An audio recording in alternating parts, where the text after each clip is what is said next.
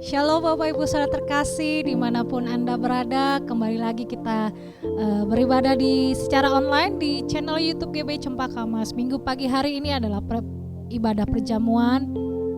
Saya berharap kita semua menyiapkan hati kita pagi hari ini dengan sebaik-baiknya, ikuti dari awal ibadahnya sampai dengan akhir supaya kita terima lawatan Allah, kita terima makanan roti hidup dari firman yang disampaikan, karena firman itu adalah kekuatan, firman itu adalah makanan bagi jiwa kita. Siapkan hati kita Bapak Ibu Saudara terkasih, dan jangan lupa juga siapkan perjamuan kudus. Kalau tidak ada perjamuannya, Bapak Ibu bisa berganti dengan roti dan teh, tetapi yang penting adalah hati kita benar-benar tertuju kepada Tuhan. Haleluya, amin.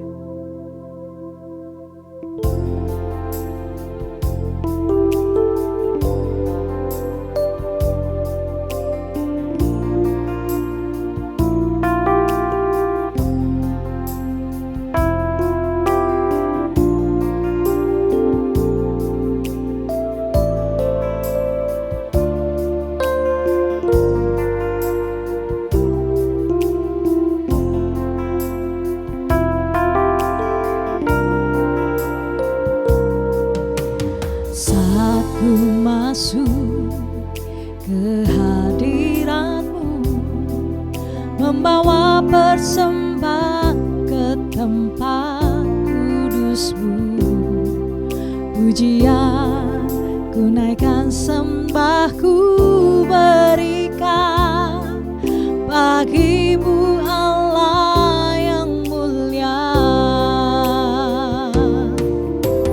Kau layakkan ku menghampiri-Mu, melihat tata kemuliaan-Mu Tuhan.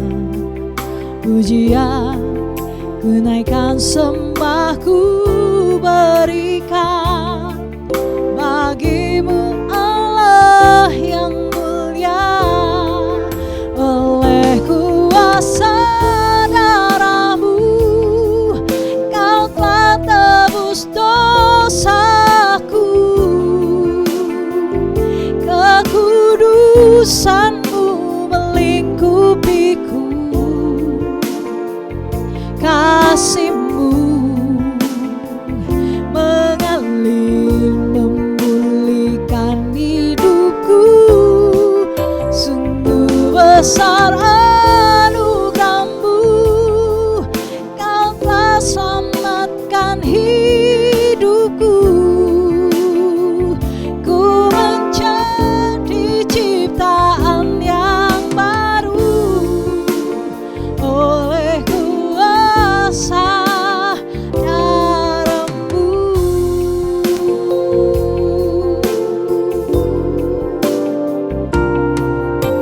Saat ku masuk ke hadirat-Mu, bawa persembahan ke tempat kudus-Mu, pujian ku naikkan, sembah ku berikan bagi-Mu Allah yang mulia. Kau layakkan ku menghampiri-Mu, melihat tahta kemuliaan-Mu Tuhan. Pujian ku naikkan, sembah ku berikan bagi-Mu Allah yang mulia. Oleh kuasa darah-Mu Kau telah tebus dosaku, kekudusan-Mu melingkupiku, kasih-Mu mengalir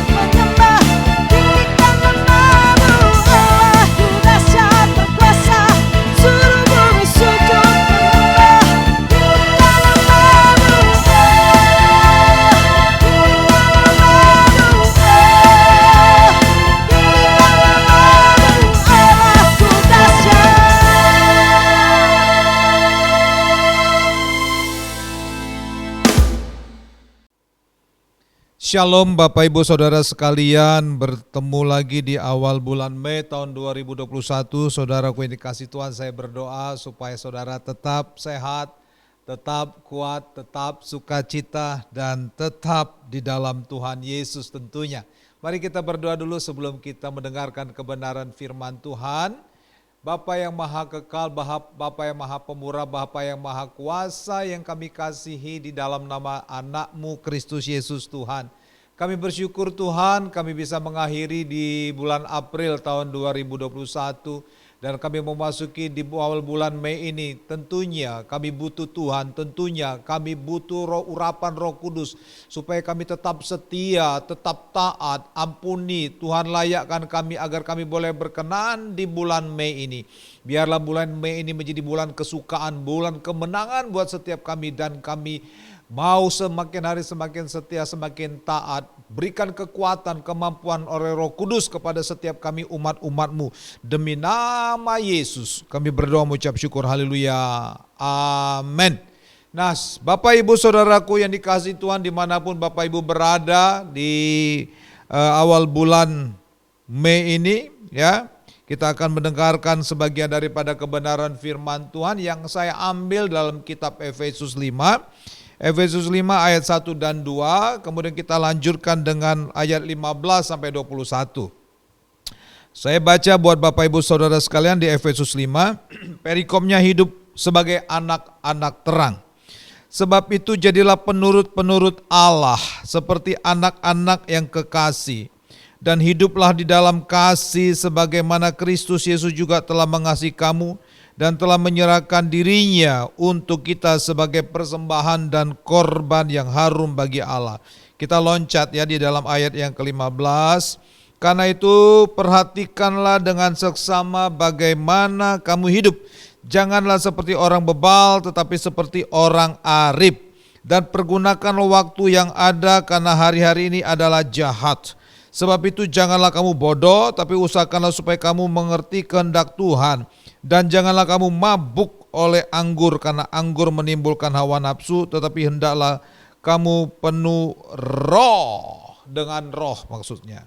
Ya saudaraku yang dikasihi Tuhan, ini pesan Rasul Paulus kepada jemaat di Efesus pada saat dia di penjara. Nah, surat Efesus banyak kemiripan nasihat-nasihat Paulus dengan jemaat yang ada di Kolose. Tujuan daripada penulisan surat Efesus ini yaitu agar jemaat bertumbuh dan mempraktekkan gaya hidup sebagai orang-orang beriman. Nah itu dia. Ya, surat ini ditulis oleh Paulus supaya jemaat pada saat itu mempraktekkan gaya hidup sebagai orang percaya sehingga mereka layak di hadapan Tuhan. Saudaraku yang dikasihi Tuhan, ya, Paulus menuliskan di dalam ayat yang pertama itu tadi, jadilah penurut-penurut Kristus. Tuhan mau supaya kita menjadi penurut-penurut Kristus Yesus. Apa yang telah diajarkan oleh Tuhan Yesus, itulah yang kita lakukan sebagai murid-muridnya yang sungguh-sungguh setia mentaati kebenaran firman Tuhan. Nah, apa saja yang kita dapat pelajari melalui ayat-ayat yang kita sudah baca barusan? Ya, kita langsung ke ayat 15. Ini pesan daripada Paulus menekankan supaya jemaat pada saat itu mereka hidup sungguh-sungguh, ya, supaya mereka mencapai kedewasaan dalam iman. Jadi perikopnya ini menjadi anak-anak terang, dan saya kasih judul firman Tuhan, menuju kepada kedewasaan rohani. Menuju kepada kedewasaan rohani. Nah, pesan yang pertama disampaikan di dalam ayat yang ke-15. Apa itu dikatakan? Saya baca sekali lagi ayat yang ke-15. Karena itu perhatikanlah dengan seksama bagaimana kamu hidup. Janganlah seperti orang bebal, tetapi sebagai orang arif. Pesan yang disampaikan oleh Paulus yang pertama adalah percaya kepada Yesus harus bisa memisahkan yang terang dan yang gelap. Itu artinya bisa memisahkan yang terang dan yang gelap. Janganlah kamu bodoh, dikatakan, jadilah orang arif. Dan jadilah jangan seperti orang bebal.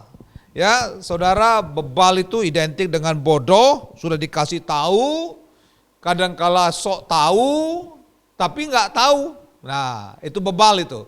Ya, bahkan juga sering melawan. Arif, dia tahu, dia mengerti dan dia lakukan.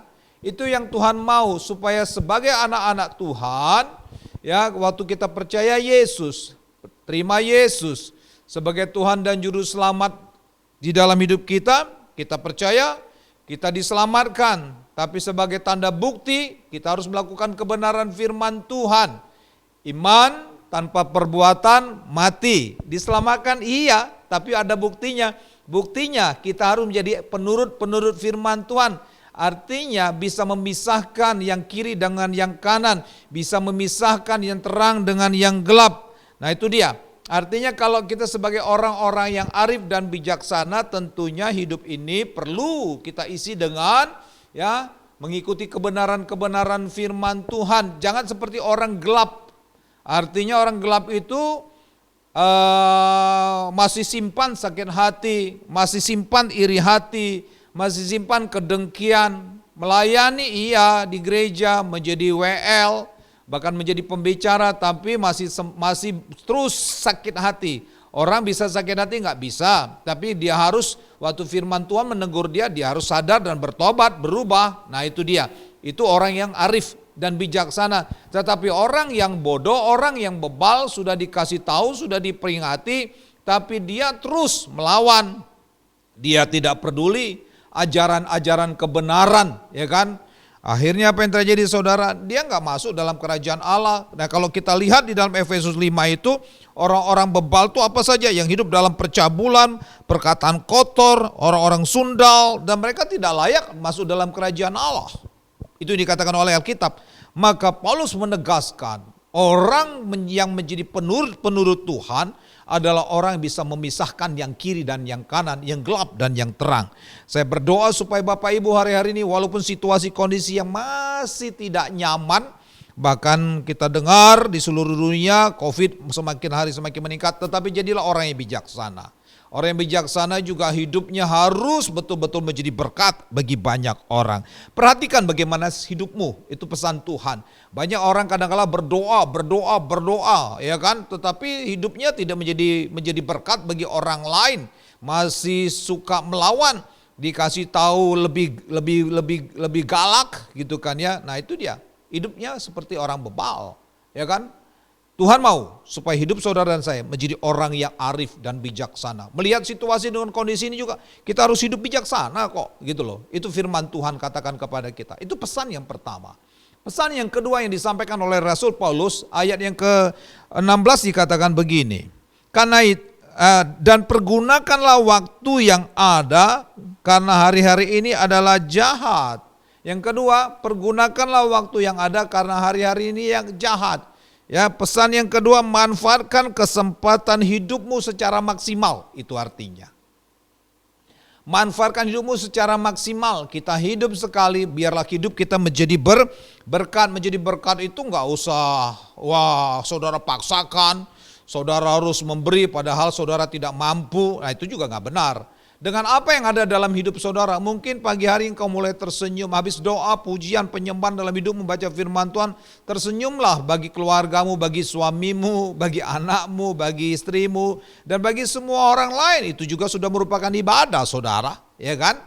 Tersenyum, mulai dari tersenyum, apa yang kau bisa bantu kepada orang lain, ya kan? Mungkin saudara nggak bisa memberikan keuangan karena hari-hari ini juga saudara juga sedang mengalami krisis keuangan, tetapi minimal saudara bisa bantu mereka dalam doa.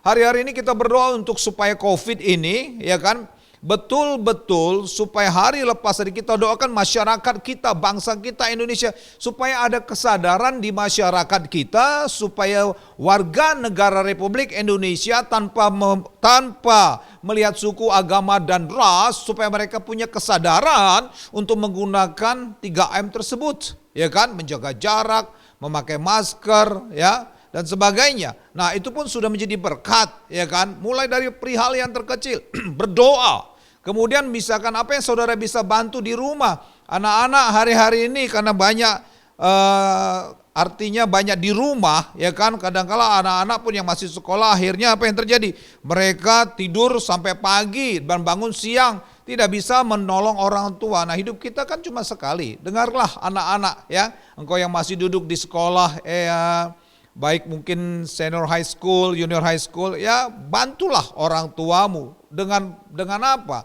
Dengan menolong mereka, meringankan beban mereka. Itu sudah menjadi berkat. Engkau mulai memaksimalkan hidupmu. Demikian juga kita sebagai warga negara kerajaan sorga, memberkati bangsa kita. Berdoa supaya pemerintah yang ada hari-hari ini betul-betul menjalankan amanat yang telah diberikan kepada mereka sebagai pemimpin-pemimpin. Bertanggung jawablah, dan apalagi anak-anak Tuhan yang ada di pemerintah. Engkau mungkin sedang duduk di dunia eksekutif, yudikatif, legislatif, ya kan? Ada sebagai aparat keamanan, ada sebagai aparat hukum. Bertindaklah betul-betul. Ya, katakan ya, tidak, katakan tidak. Itu engkau sudah memberikan maksimal di dalam kehidupanmu. Kesempatan hidup ini sekali, maksimalkanlah. Ya, minimal kita perlu berdoa seperti Kolose, ya. Paulus juga mengajarkan, maka seperti saya katakan antara Efesus dan Kolose itu ada kesamaan. Coba kita lihat sebentar dalam kitab Kolose apa yang diajarkan oleh Paulus. Dikatakan demikian dalam Kolose 4 ayat yang kedua, bertekunlah dalam doa. Dan dalam pada itu berjaga-jaga sambil mengucap syukur. Kita perlu berdoa kok. Seperti saya ajarkan tadi, berdoa buat bangsamu. Berdoa buat krisis ini biar selesai. Ya kan? Berdoa bagi orang yang terpapar penyakit COVID. Engkau sudah maksimal. Berdoa buat situasi kondisi yang ada hari-hari ini supaya orang-orang jangan tertekan stres, ya kan? Saya nggak banyak bisa membantu orang lain dengan memberikan secara finansial, tapi ada orang yang saya kuatkan dengan kata-kata men-encourage mereka, menstimulus mereka supaya mereka sungguh-sungguh lagi setia kepada Tuhan, ya kan? Nah, itu sudah jadi berkat. Berdoa juga untuk kami, kata Paulus, supaya Allah membuka pintu untuk pemberitaan kami sehingga kami dapat berbicara tentang rahasia Kristus yang karenanya aku dipenjara. Berdoa juga supaya orang-orang terbuka hatinya untuk mendengar firman Tuhan.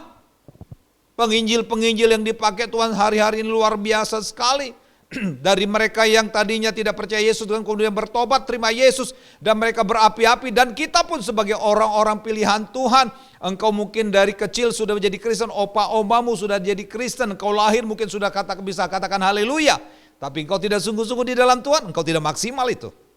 Jadilah orang yang maksimal. Beritakanlah Injil, sampaikan kabar baik kepada semua orang. Alkitab berkata yang terdahulu akan jadi terkemudian, dan yang terkemudian menjadi terdahulu. Jangan sampai kita yang sudah menjadi keturunan, berapa keturunan sudah jadi Kristen, tapi kita tidak pernah mengerti kebenaran firman Tuhan. Bahkan kita tidak pernah beritakan Injil, bahkan kita tidak mau memberitakan Injil. Kita pikir agama urusan masing-masing. Oh no! Saudara diminta pertanggungjawaban oleh Tuhan suatu saat ketika kita pulang ke rumah Bapa di surga nanti.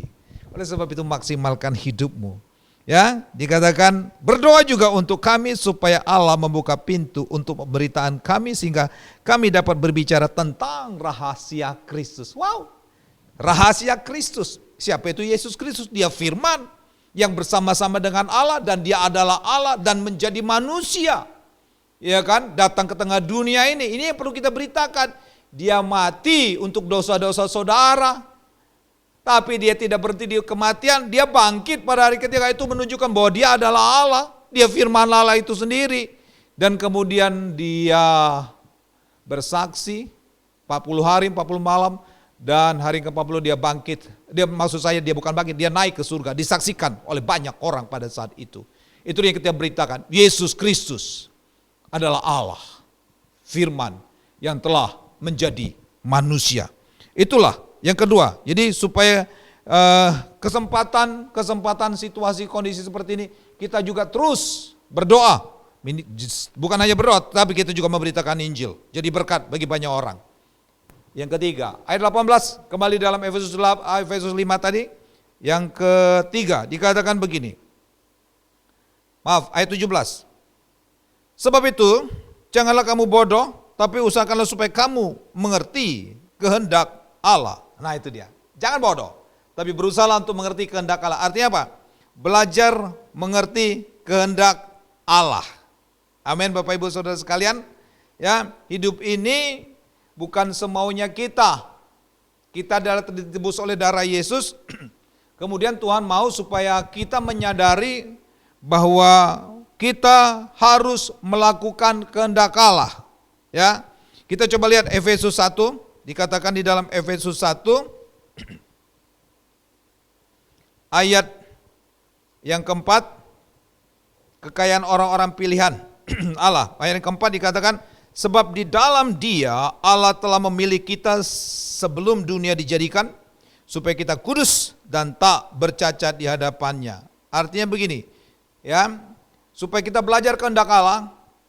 Dalam kitab Efesus 1 ini dikatakan, ya, sebab di dalam Dia Allah telah memilih kita. Tuhan sudah memilih kita sebelum kita ada di dalam kandungan ibu kita. Ya, supaya kita kudus dan tak bercacat celah. Mengerti kehendak Allah, Allah itu kudus dan kita pun harus tetap menjaga kekudusan. Menjaga kekudusan itu bukan artinya kita tidak bisa jatuh dalam dosa, bisa saja. Tapi waktu kita bersalah, kita minta ampun. Nah, itu mengerti kehendak Allah dan berusaha menjauhi apa yang tidak menjadi kesukaan Allah. Ya, di dalam Efesus 5 tadi ayat yang ketiga sampai ayat yang ke 4, 5, 6, 7 itu perbuatan-perbuatan cabul, perbuatan-perbuatan dosa kita hindari. Kalau kita jatuh, bertobat, cepatlah bertobat mumpung ada waktu.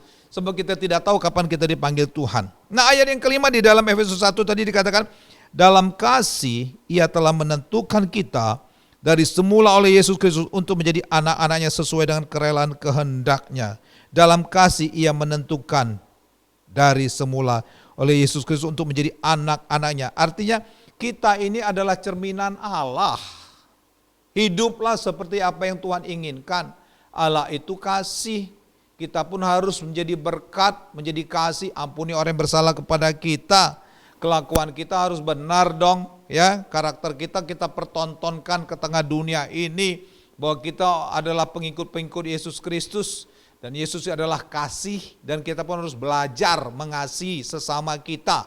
Ya, apalagi di dalam keluarga, istri, suami, anak, orang tua, tetangga kita. Di hari-hari ini saudara, ya kan, saudara kita dari Muslim berpuasa, kita pun harus bisa menghormati mereka, berdoa juga buat mereka. Mari, kalau saudara mungkin ada sedikit berkat pada saat mereka berbuka puasa, saudara bisa belikan kolak misalkan, itu sudah jadi berkat, ya, memberkati semua orang. Artinya itu belajar mengenal kehendak Allah. Ayat yang ketujuh dikatakan ini, sebab di dalam Dia oleh darahnya kita beroleh penebusan, yaitu pengampunan dosa menurut kekayaan kasih karunia. Dosa kita sudah diampuni, tapi kita jangan berbuat dosa lagi, itu dia. Ya kan? Dosa saudara dan saya sudah diampuni Tuhan, tapi kita jangan berbuat dosa lagi, ya kan? Sadari itu, ya, supaya hidup kita ini benar-benar berkenan di hadapan Tuhan, mengerti kehendak Allah. Mengerti kehendak Allah itu gampang, jangan bikin dosa. Kalau bikin dosa, segera cepat minta ampun dan bertobat. Usahakan dirimu menjadi berkat bagi banyak orang. Ada orang-orang kadangkala sudah melayani, sudah berkhotbah, tapi kata-katanya tetap kasar. Nah, itu orang yang tidak mengerti kehendak Allah. Ya, ada orang yang kadangkala melayani, ya kan, tetapi hidupnya masih seperti orang-orang dunia, nggak ada bedanya, ya kan. Dia kasar, orang-orang dunia kasar, dia tetap kasar. Omongannya kadangkala masih seperti orang-orang dunia. Nah, itu yang enggak jadi berkat dan tidak mengerti kehendak Allah. Poin yang ketiga, mengertilah kehendak Allah, bahwa saudara dan saya, ya, dilahirkan dengan tujuan supaya kita mengerti kehendak Allah. Allah itu kudus, supaya kita pun kudus. Kuduslah dalam perkataan, dalam perbuatan, dalam sikap dan tingkah laku kita, menjadi berkat bagi banyak orang. Amin. Ya. Nah, ayat yang keempat, ayat ke-18, kita kembali lagi Efesus 5, poin yang keempat, ayat 18. Dan janganlah kamu mabuk oleh anggur, karena anggur menimbulkan hawa nafsu, tapi hendaklah kamu penuh dengan roh. Nah, ini dia, poin yang keempat, tunduklah di bawah pimpinan Roh Kudus yang mengarah kepada kebenaran. Tunduklah di bawah pimpinan Roh Kudus. Roh Kudus itu selalu memberikan kesaksian tentang Yesus, tentang kebenaran, ya. Jadi belajar kehendak Allah, poin yang ketiga. Belajar yang keempat adalah tunduklah di bawah pimpinan Roh Kudus. Paulus berkata begini dalam Kisah Para Rasul 20 ayat 22, 24 ayat 22 sampai 24 dari Kisah Para Rasul 20. Saya baca buat Bapak Ibu Saudara sekalian ya. Tetapi sekarang sebagai tawanan roh aku pergi ke Yerusalem. Aku tidak tahu apa yang akan terjadi atas diriku di situ, selain daripada yang dinyatakan Roh Kudus dari kota ke kota kepadaku, bahwa penjara dan sengsara menunggu aku. Ayat 24 dikatakan, tetapi aku tidak menghiraukan nyawaku sedikit pun, asal saja aku dapat mencapai garis akhir. Saudaraku, Paulus mengajarkan mentaati pimpinan Roh Kudus dalam hidupnya. Tetapi sebagai tawanan roh, berarti Paulus betul-betul menyerahkan hidupnya dikuasai oleh Roh Kudus. Ya, dia dibawa ke Yerusalem dan sudah diperingati oleh Agabus melalui nubuatan sebelumnya. Ya, waktu Agabus mengambil ikat pinggang Paulus, orang yang memiliki ikat pinggang ini akan ditangkap dan dibawa ke Yerusalem. Nah, Paulus berkata begini, ya kan? Tetapi sekarang sebagai tawanan roh, aku pergi ke Yerusalem. Dia pergi ke sana untuk mentaati firman Tuhan.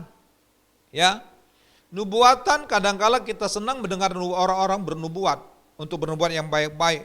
Tapi Paulus, tujuan nubuatan yang diberikan kepada dirinya untuk mentaati firman Allah. Itulah arti tujuan daripada nubuatan. Sekalipun dagingnya nggak nyaman, dia tahu bahwa dia akan ditangkap di Yerusalem, tapi dia menyerahkan dirinya. Dia berhidup bukan hanya untuk dirinya sendiri, dia persembahkan hidupnya hanya untuk kemuliaan Tuhan. Seperti Roma 12, ya kan? Persembahkanlah hidupmu sebagai persembahan yang hidup, yang kudus, dan yang tak bercacat di hadapan Tuhan. Nah, Paulus memamerkan gaya hidup sebagai orang-orang yang taat, sebagai penurut daripada Allah. Gereja, kita dipanggil dari kegelapan menuju pada terang Kristus. Supaya hidup kita menjadi terang, menjadi berkat, dan Paulus sudah mempraktekkan mentaati kebenaran firman Tuhan. Dia taat, tunduk di bawah otoritas daripada Roh Kudus. Roh Kudus di dalam diri dia untuk meneguhkan bahwa hidupnya berguna bagi Kristus Yesus, berguna bagi bangsa dan negara, berguna bagi banyak orang. Demikianlah saudara dan saya, kita diminta hidup saudara dan saya untuk menjadi berkat bagi banyak orang. Tunduk dalam otoritas Roh Kudus. Kalau Roh Kudus memimpin kita, dia memimpin kita, saudara dan saya, menuju pada kebenaran, dari satu kebenaran kepada kebenaran yang lain. Itulah karya Roh Kudus di dalam diri kita. Saudara siap? Minta Roh Kudus mengurapi saudara, supaya saudara berani setia. Meskipun kadangkala dalam persoalan, dalam penderitaan ini tidak gampang sekali. Tapi waktu Roh Kudus memberikan kekuatan, saudara diberikan kekuatan ilahi yang ada di dalam diri saudara. Seperti Paulus itu. Dia pergi ke Yerusalem untuk mentaati kebenaran firman Allah. Itu yang keempat, yang terakhir. Dalam ayat yang ke-19, dan berkata-katalah seorang kepada yang lain dalam mazmur, kidung puji-pujian dan nyanyian rohani, berjanji dan bersoraklah bagi Tuhan dengan segenap hati, ucapkanlah syukur senantiasa atas segala sesuatu dalam nama Tuhan kita Yesus Kristus kepada Allah dan Bapa kita. Saudara, yang terakhir, hidup ini biarlah menjadi bau harum bagi Kristus Yesus di tengah dunia ini. Kita lihat hari-hari ini dunia ini semakin jahat sekali. Penipuan di mana-mana, kejahatan-kejahatan semakin hari semakin ekstrim. Bahkan ada orang-orang atas nama agama berani membunuh, atas nama agama ya saling mencaci maki di antara satu dengan yang lain. Saudaraku ini kasih Tuhan, kita dipanggil untuk menjadi bau harum, mengubah situasi yang busuk menjadi bau yang harum. Tidak gampang. Tapi kalau kita mentaati Roh Kudus seperti tadi ya, poin yang keempat, seperti Paulus, walaupun dia tahu hidupnya harus menderita, datang ke Yerusalem bukan untuk terima berkat, tapi untuk dia dianiaya, dia dihukum, dia laksanakan dan dia jalankan dalam kehidupan kita. Itulah tujuan kita.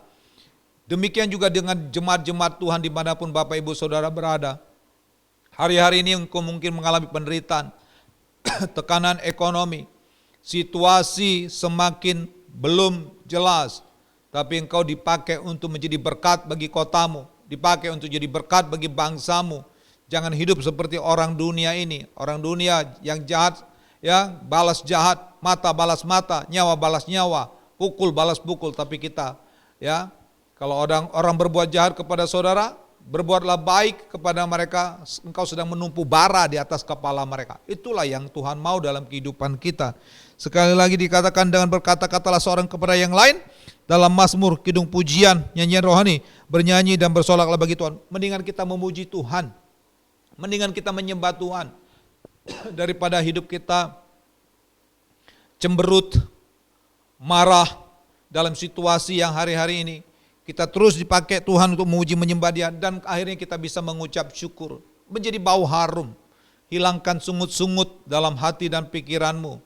Ya, semua orang juga mengalami penderitaan, tetapi ketika kita datang kepada Tuhan dengan pujian penyembahan, kalau kita sudah tidak kuat lagi, berdoalah kepada Tuhan, Tuhan saya sudah tidak mampu, tapi berikan kekuatan dan ucapan syukur.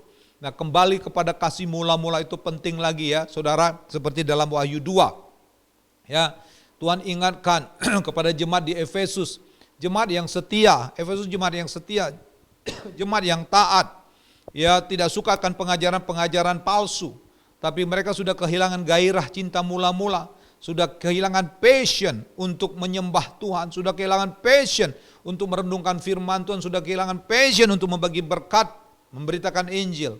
Saudara, mereka tercampak, dikatakan bertobatlah karena engkau telah jatuh.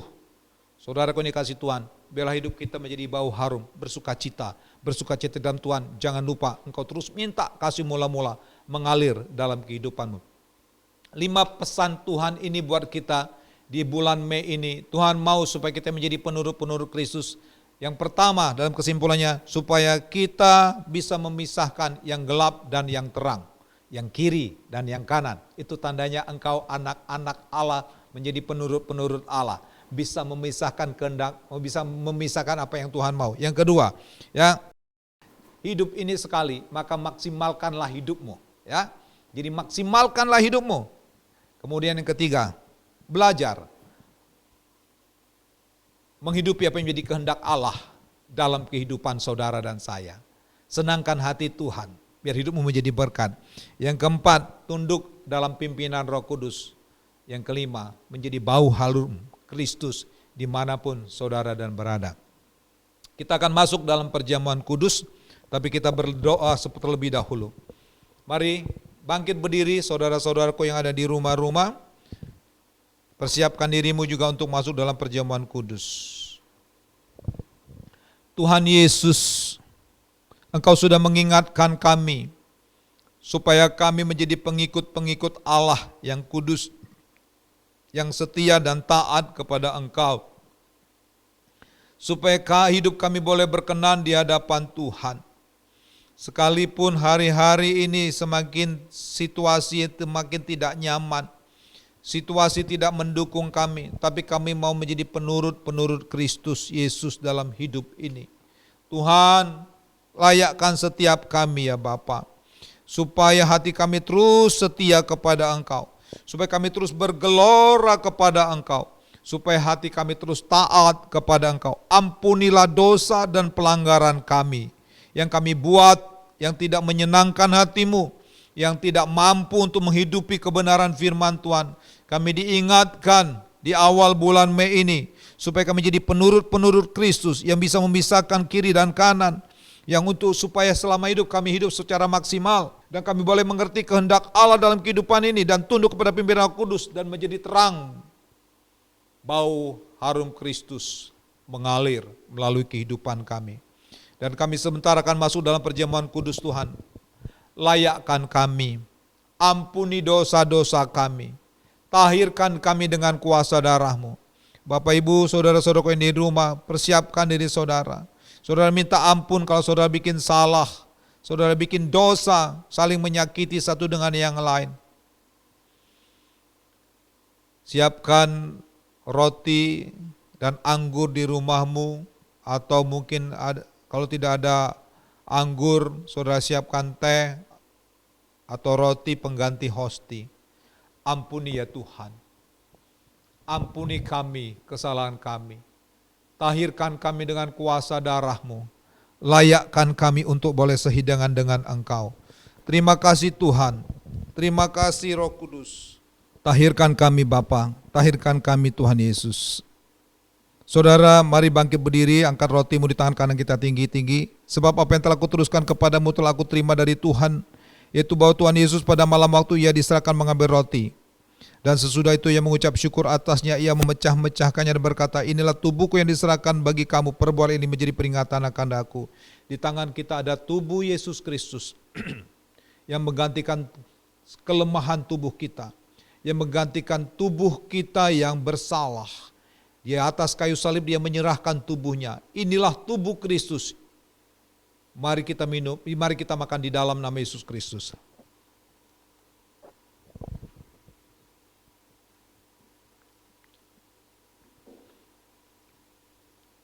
Terima kasih Tuhan. Terima kasih. Mari angkat anggur di tangan kanan kita tinggi-tinggi. Demikian juga yang mengambil cawan sesudah makan lalu berkata, cawan ini adalah perjanjian baru yang dimeteraikan oleh darahku. Perbuatan ini setiap kali kamu meminumnya menjadi peringatan akan aku. Bukankah cawan pengucapan syukur yang katanya kita ucapkan syukur dan persekutuan dengan darah Yesus? Darahnya lah yang mengampuni dosa kita. Darahnya lah melalui nyawanya di atas kayu salib kita telah ditebus. Sehingga hidup kita yang lama digantikan dengan hidup yang baru. Kutuk diganti dengan berkat. Sakit diganti dengan kesembuhan. Dan terjadi kelepasan, terjadi kemujizat di dalam hidup saudara dan saya. Mari angkat tanganmu dan kita minum di dalam nama Yesus Kristus. Ucapkan terima kasih kepada Tuhan Yesus. Bapa, terima kasih Tuhan. Terima kasih buat kebaikan-Mu. Terima kasih buat kemurahan-Mu. Engkau telah melayakkan kami. Engkau telah menguduskan kami. Biar kami menjadi anak-anak yang menjadi penurut-penurut Tuhan, penurut-penurut Allah, yang setia, yang taat. Ampuni sekali lagi kesalahan kelemahan kami. Biarlah semakin hari semakin kami bergairah kepada Tuhan. Di bulan Mei ini, bulan yang penuh dengan kasih, bulan yang penuh dengan anugerah Tuhan, bulan yang penuh dengan mujizat-mujizat yang Tuhan lakukan dalam kehidupan kami. Dan perkenanan Tuhan ada di bulan Mei ini. Urapi kami, berkati jemaat-jemaat Tuhan dimanapun mereka berada. Aku berdoa di dalam nama Yesus, sembuhkan yang sakit ya Tuhan. Terjadi kelepasan, yang terikat dilepaskan di dalam nama Yesus Kristus. Yang sakit jantung jadilah sembuh. Yang sakit darah tinggi jadilah sembuh dalam nama Yesus. Yang berputus asa, dengarkan ada pengharapan yang baru di dalam Yesus. Terjadi kelepasan dalam kehidupanmu. Semua beban masalah terangkat dalam nama Yesus. Dan anugerah Tuhan cukup atas setiap kami. Terima kasih buat berkat-Mu, terima kasih buat anugerah-Mu, pertolongan-Mu tidak pernah terlambat bagi kami. Demi nama Tuhan Yesus kami berdoa mengucap syukur, haleluya. Sama-sama katakan amin. Tuhan Yesus memberkati. Saudaraku ini kasih Tuhan, kita sudah selesai ibadah di awal bulan Mei ini. Tuhan memberkati saudara, mari kita akhiri. Angkat kedua tanganmu di hadapan Tuhan. Kekasih-kekasih Tuhan, biji mata Tuhan. Penuhlah dengan kasih Tuhan, penuhlah dengan anugerah-Nya, penuhilah dengan berkat-berkat-Mu. Melalui kebenaran-kebenaran firman Tuhan yang telah Engkau berikan kepada kami, kepada setiap kami umat-umat-Mu. Bersama dengan kekuatan Roh Kudus yang mengalir, menyelimuti kami, memberikan kekuatan sampai Yesus Kristus datang menjemput semua kami di awan-awan yang permai. Kita yang berbahagia, bersukacita sama-sama katakan amin. Tetap kuat, tetap sehat, Tuhan Yesus memberkati saudara berlimpah-limpah. Amin.